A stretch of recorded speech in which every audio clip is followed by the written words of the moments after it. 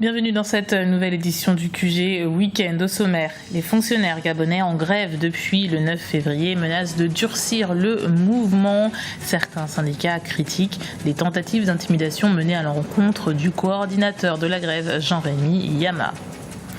Le Sud-Soudan annonce la réouverture prochaine des classes. Les cours ont été suspendus en raison du conflit qui déchire le plus jeune État du monde depuis décembre 2013. Près d'1,5 million d'élèves sont concernés. Plus d'un Africain sur deux n'a pas accès à l'électricité. Une urgence paradoxale au vu des ressources d'énergie dont dispose le continent. Face à la chute des cours du pétrole, certains pays réalisent que la diversification devient obligatoire. L'administration publique du Gabon passe d'entrer dans une 3e semaine de grève lundi. Depuis le début du mois, les fonctionnaires manifestent pour obtenir de meilleurs salaires.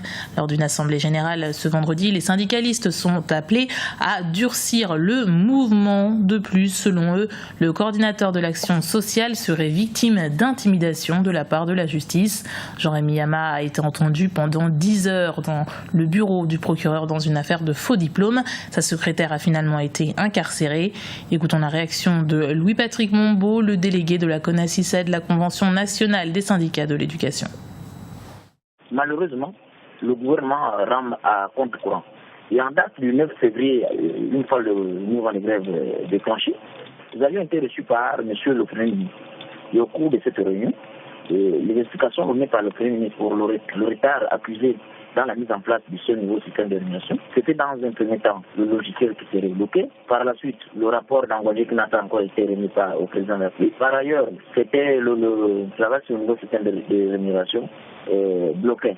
Or, nous nous souvenons que l'actuel ministre de la fonction publique, qui a toujours été expert en rémunération en ce qui concerne ce dossier, nous avait fait comprendre dans le cadre d'une rencontre entre le gouvernement et le Mozart que le nouveau système de rémunération était prêt et que la primeur revenait à M. le Président de la République. Donc nous ne comprenons pas ici pourquoi est-ce que le Président de la République parle d'une urgence de mettre en place ce nouveau système de rémunération malgré les contraintes budgétaires et que le gouvernement puisse se ramener à contre-courant.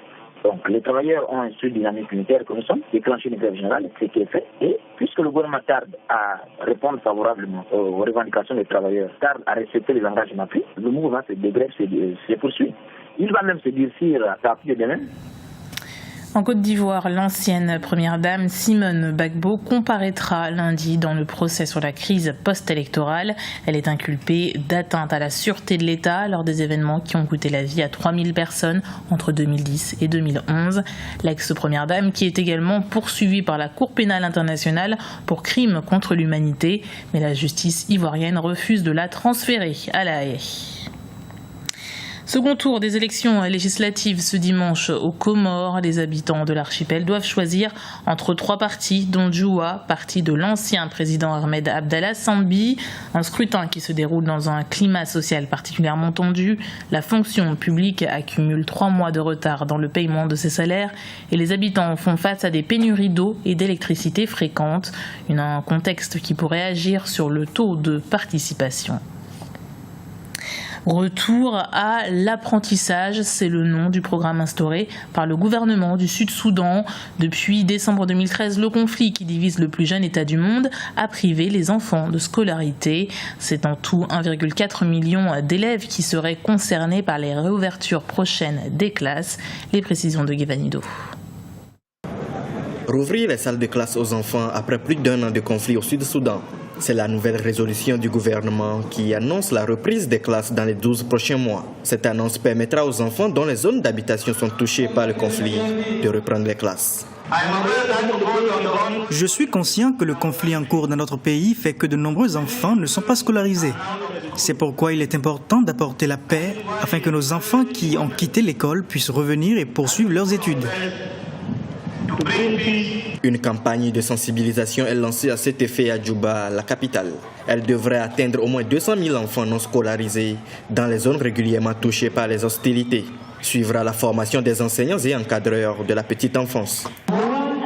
La guerre a empêché environ 400 000 enfants et adolescents à travers le pays d'aller à l'école, ce qui porte le nombre total d'enfants non scolarisés à 1,4 million. Donc cette initiative n'est qu'une nécessité vitale. Je dois aussi attirer votre attention sur le fait que 70% des 1200 écoles dans les principaux États touchés par le conflit sont fermées, obligeant les enfants à rester chez eux. C'est inacceptable. La campagne de sensibilisation a pour slogan « Retour à l'apprentissage ». Elle concerne les 10 États qui composent le pays. Le taux d'alphabétisation dans certaines parties du pays était de 15% avant le début de la crise. Le gouvernement compte mettre les organisations non gouvernementales à contribution pour réussir cette campagne. On reste au Sud-Soudan où l'UNICEF tire la sonnette d'alarme. L'organisme des Nations Unies en charge de l'enfance a signalé l'enlèvement d'au moins 89 jeunes garçons par des groupes armés dans le nord du Sud-Soudan. Les ravisseurs n'ont pas été identifiés. Selon l'UNICEF, ces adolescents seront enrôlés de force comme enfants soldats. Depuis le début du conflit en décembre 2013, 12 000 jeunes garçons auraient été recrutés de cette façon.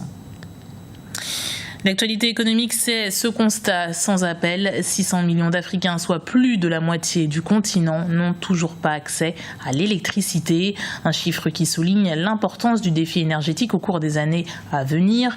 Face à la chute des prix de certaines matières premières telles que le pétrole, les États doivent parallèlement diversifier leurs économies. Alan Fao. Avec 14% de la population mondiale, l'Afrique ne consomme que 3% de l'énergie utilisée dans le monde. Un paradoxe à la fois dans la consommation, mais aussi dans la production compte tenu de la disponibilité des ressources en énergie présentes sur le continent. L'Afrique produit 12,4% du pétrole mondial, mais ne représente que 3,4% de l'or noir utilisé. Les paradoxes sont criables. Lorsque vous regardez, l'Afrique dispose de toutes les sources d'énergie. Le pétrole, le gaz, l'uranium. Au nord de l'Afrique, nous avons des taux d'accès à l'électricité très élevés. Le Maroc, qui pratiquement frôle les 100%, l'Algérie, d'autres pays. Et puis dès que vous descendez, c'est la chute libre, 17%, 15%. 600 millions d'Africains n'ont toujours pas accès à l'électricité, soit près des 2/3 de la population du continent, essentiellement dans les campagnes. Au Gabon, la sciure de bois est de plus en plus récupérée pour les générateurs d'électricité. Depuis mai 2010, l'exportation des troncs d'arbres, les grumes, est interdite. Les pouvoirs publics ont mis en place des mesures pour accompagner les opérateurs économiques concernés. Le Gabon a effectivement engagé un grand projet de développement. Nous avons entamé la diversification de notre économie à travers la suspension des grumes, de l'exportation des grumes, ce qui a effectivement permis aux entreprises de se transformer sur place, de s'adapter. Nous avons une économie tournée vers les exportations de nos ressources naturelles. Il fallait donc créer un environnement attractif de cette transformation. Nous avons accompagné, nous accompagnons et nous incitons le gouvernement à accompagner cette politique à travers les réformes fiscales. Les disponibilités sur le continent ne permettent pas encore à l'Afrique d'assurer sa sécurité énergétique. La chute des cours du baril de pétrole ont conforté les États producteurs dans l'idée d'une diversification de leur économie.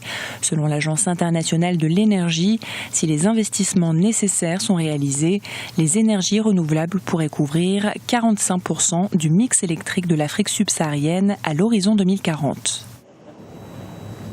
C'était le journal de la rédaction. Merci de l'avoir suivi. Retrouvez dans un instant une nouvelle édition du QG Week-end sur Africa 24.